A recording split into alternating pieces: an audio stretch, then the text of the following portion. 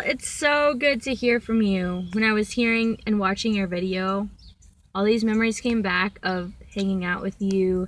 It was so nostalgic. I was like, my friend Heather. Of course, I consider you my friend, and I had no resentment towards you about the video. Obviously, me getting back to you was kind of a timely matter, so thank you for bearing with me in that. I get overwhelmed with videos sometimes, and I actually had made you one like a week ago, but I didn't like it, so I didn't send it to you. But I have thought about you every single day and prayed for you. After I saw that video, I was like, my friend, I love you, Heather. So thank you so much for getting in contact with me again. Thank you. I think it is so cool that you're actually working with fish. I've never heard of someone having that job. So I'm happy that you're happy doing what you love, because, when I'd hear about you doing things that you were just, doing as a faithful worker, which is awesome. I totally support that, because everybody needs a job that they hate just so that they can test their ability to just have hard work, and just push through. But it was time for you, like a long time ago, for you to do something that you loved, So that makes me happy that you love your job. That's awesome. And congratulations on the house. That's so cool. I can't say I'm there yet. You were like way ahead of me, lady. I'm actually sitting in my apartment right now, about to go to work. It's beautiful outside. The sun was just up. It was like pink and purple. I was like trying to figure out how I would have drawn it with chalk, but I don't know. I don't know if you can recreate that. It's my little neighborhood. I live in the somewhat ghetto. It used to be way more ghetto than it is now, but it is slowly getting established. This is my apartment, Baby's Apartments. Love it. Me and my roommate share a one-bedroom because we're just going for the cheapest, safest route at this point, but we love it. We're both really kind of low maintenance gals, so we're barely home at all anyways. It just works out for us. So I'm literally paying $350 for rent because we split it, and then utilities for both of us every month is like $60 max. It's awesome. I love our setup. We even have a espresso maker. That's our newest addition. Very proud of that. I still go to Starbucks, but not as much. And that's the goal. I'm trying to wean myself off. But the thing that kills me about Starbucks is the people.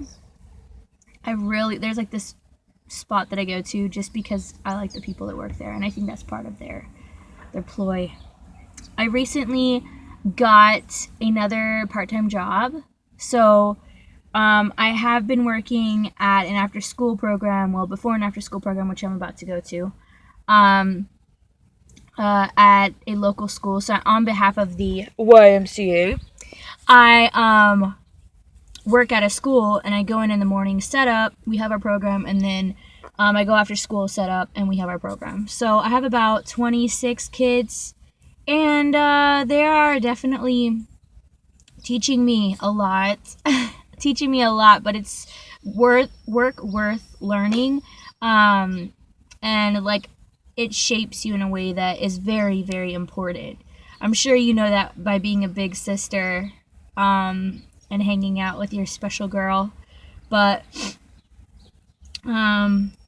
yeah, like last week was like the worst that it ever got, just because I have a couple troublemakers and they just refuse to listen to anything I'm saying.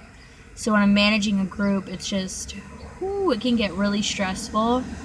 But I'm so thankful, because I would have quit a long time ago, but the Lord, like, whenever I bring it to Him, He shows me, like, things that I can change to make it better and ways to stay proactive. Like, He keeps me positive, Even last week, I'm really still learning classroom management. That's one of my downfalls. But I just kind of laid the whole situation before him, and I was like, please help me, give me wisdom, don't let me just get so frustrated and burnt out that I don't even listen or try to hear any solutions to this, and just be a brat about it. But then, as he was guiding me, he was just giving me, strength about it. And then he showed me this blog, and of course it's called like Smart Classroom or something. And it was like article after article, like how do you handle parents? Like what are ways to stay effective and not get caught up in just trying to be the nice teacher or something like that. All of these solutions, and he basically was like, you're an overcomer. Like, it's not a situation that you're going to go into and leave saying, well, I learned some things, but, this isn't for me, or, just kind of let the situation right itself. But he's like, no, you're going to overcome this situation. And so I've been seeing that this week. I'm so thankful, because if we would have stayed in the little slump that we had last week of, like, every day, like, yelling at all the kids, having them all in timeout all the time, woo! I cannot uphold that Hitler, like, authoritarian stance for a long time. It just depletes me. I cannot. It's so hard. But they're getting better this week. So I'm learning that a lot of what I see that I don't like in their behavior is reflective of something that I'm not doing right. So a lot of it I can't really complain about because it's kind of my fault, but some of it I don't know. So I'm just learning. It's a very cool job. In order to be effective, you have to get better. You can't stay like you are. So that's something I really like about this job, and it's so important. So enough about rambling about me. About your wedding. I can't come to your wedding. I am so sorry. It has nothing to do with me rejecting you, but I am, marriage is such a big deal, and I cannot promote a marriage or support a marriage that is a woman and a woman. I did not create marriage. I know that the one who created me created marriage, and it's his, and it was made to be a man and a woman.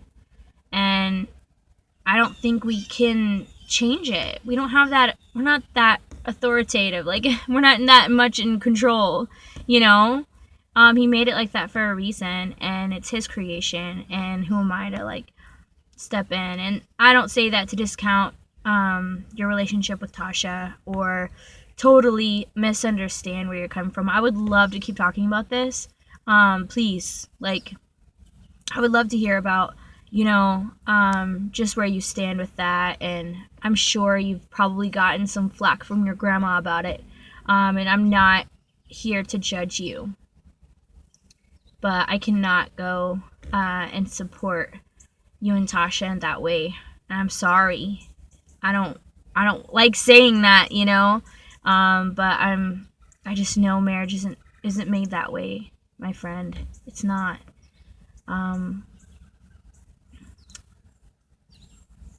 I definitely believe in who you were called to be, and I know that you've had so many things spoken into your life, even when we were friends more closely, and we were doing different things in different sectors. There is a gnat,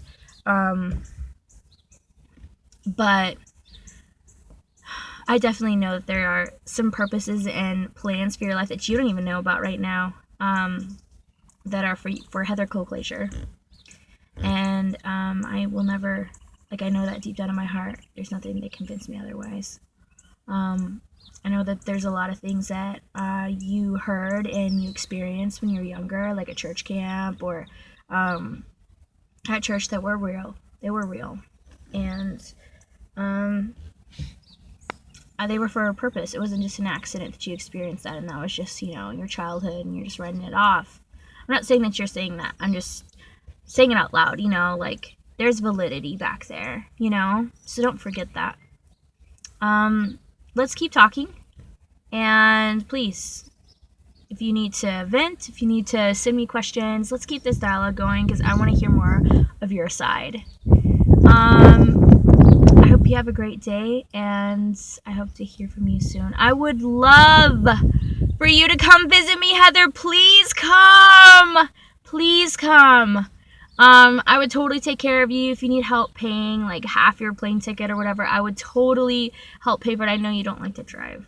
So please come. My door is always open. We can go on the beach, everything. Please, I would love for you to come visit me. You're always welcome here. Love to hear from you soon.